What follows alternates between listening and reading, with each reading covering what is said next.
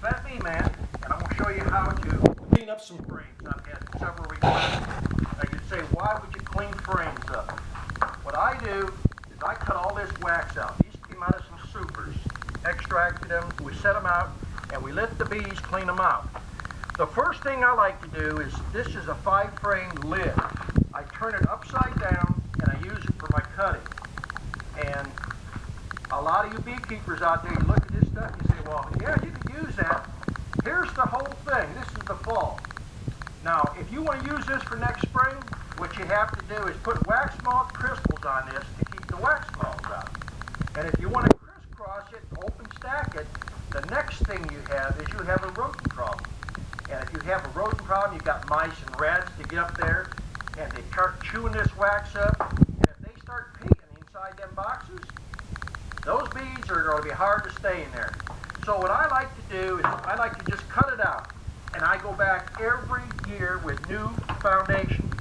Now I use a steak knife here that I've dulled. See how dull it is? And a dull box knife. You want to get the wax off your knife. This wax builds up on your knife. It acts like brakes on here. I just cut down just like so. Cut the whole thing out. You want to clean up good. Now I kind of roll it up and I smash it down. Then I get my stack out. Now I'm going to get here's my melting down kettle.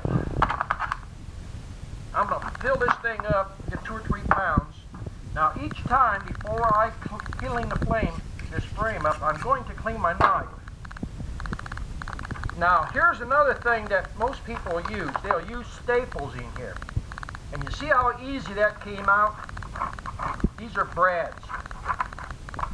You put brads in here, you take your knife just like this and push them out. Now, I have a little container down here because I don't want to get them in my tires in my lawnmower. So I push them out, stick them down. Now, when you put this cleat bar in here, you can use staples, don't get me wrong. When you put a staple in here, they hold so well that they'll tear this thing up completely to pieces. The brad holds it in there, and you can use these things from year to year. This one here, you can see there's 4 or 5 holes in there. Every year, this is my ritual. I do not save wax from one year to the next. I clean my cleat bar up and get it ready for next year. The next thing I'll do is I clean this groove out. I turn the knife up, come right down that groove. 2 passes like that and clean all that out. Now sometimes you're going to get some propolis in there. That's propolis right there. The main thing is get this thing clean.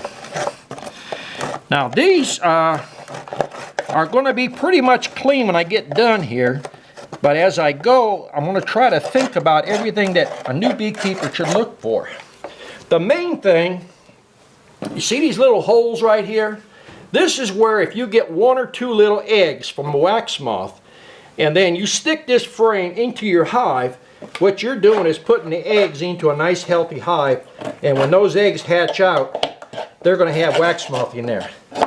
And I know there's a lot of you people out there just sitting there just saying, oh, I put my stuff in the freezer. Well, that's fine, that's good. If you got a dozen freezers, if you're running 40 or 50 hives, you're going to need 2 or 3 dozen.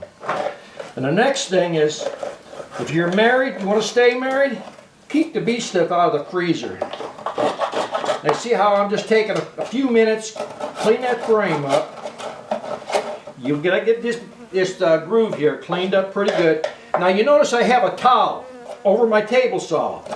I don't want this little pieces of wax going down onto the floor, getting everywhere.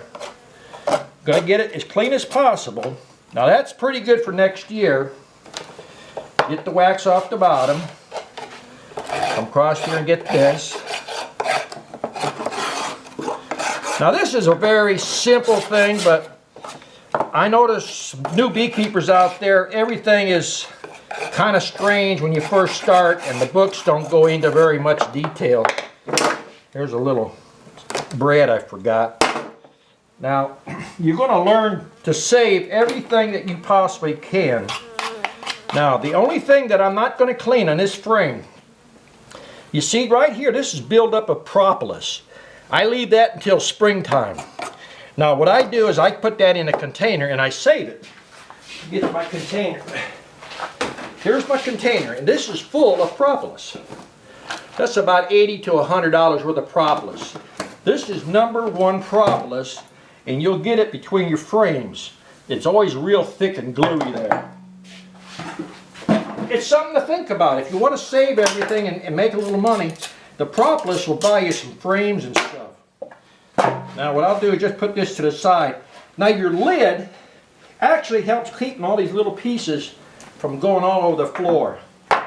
Now I take the knife with the cleat bar down, because if you got the cleat bar here, it's a little offset and the knife will catch on that. Just get that down here, come right down across there. I like to do quite a bit of wax at a time. This kettle's probably got about 3 to 4 pounds of wax. That's one frame. Now when I put my sheet of wax in there, I'm actually doubling or maybe even tripling. So I'm gaining wax every time I do this. And the bees actually are making wax all the time. It's not costing you nothing. If they're not using it to put it in the frame, they're blowing it out the front of the hive. It'll look like dandruff coming out. Now see, just get that across like that. Now, whenever you feel that knife starting to drag, take the knife and clean it. It'll go a whole lot better. Now see how nice those brads pop right out? You don't waste that strip. Now when you come across like this, let's see if I can't get this out in one piece. There is the sheet of wax that I made last year. See, so every bit of it gets recycled. Now if you got a lot of money, you don't worry about it. Stick it outside, let the wax moths eat it up. But to me, this is worth so much more because I know there's no chemical in there. I don't want to store my stuff on wax moth crystals and have that stuff in my wax. Eventually it's going to get in the honey. And your bees ain't going to be as healthy. Now see, that's perfectly usable for next year. I'm going to take my knife across like this. I use the side cutters, just reach down, get those brads and pop them right out. Now I've tried it with the staples and it actually is a whole lot harder.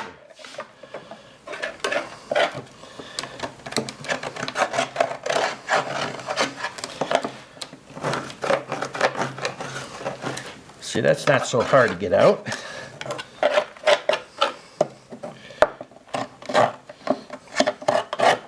It's not so bad when you first start. Now this is why I got my rag there. This is, to me, is like my gold. I don't like to lose my wax. Completely recycle it every single year. And I've had people send me emails wanting to buy my wax. I don't really sell my wax. If you're a student, I'll sell you a little bit, but I use this wax here myself so much that I can't make but so much wax a year. And I don't buy anybody's wax I don't know anything about.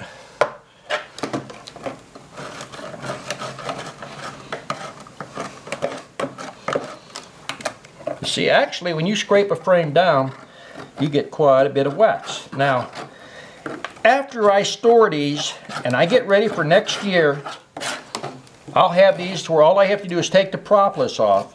Now, the next step that I do is I get a tub, a big Rubbermaid tub, and I put it 2 inches from the top, and I put 2 cups of bleach in there, and then I add water, so I have bleach water. And I soak my frames in there for about 10 to 15 minutes.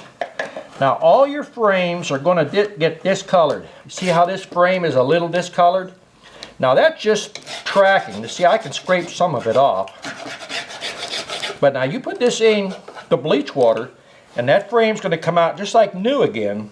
Also, if you've got little indentations like these holes here where you got your pinholes for your wax, that's where you get debris holds up in there, your wax moth eggs, and it sanitizes your frame. A little bit of sanitizing on these frames every year and keeps all your little problems down. keep that wax moth out. Now, that frame is ready.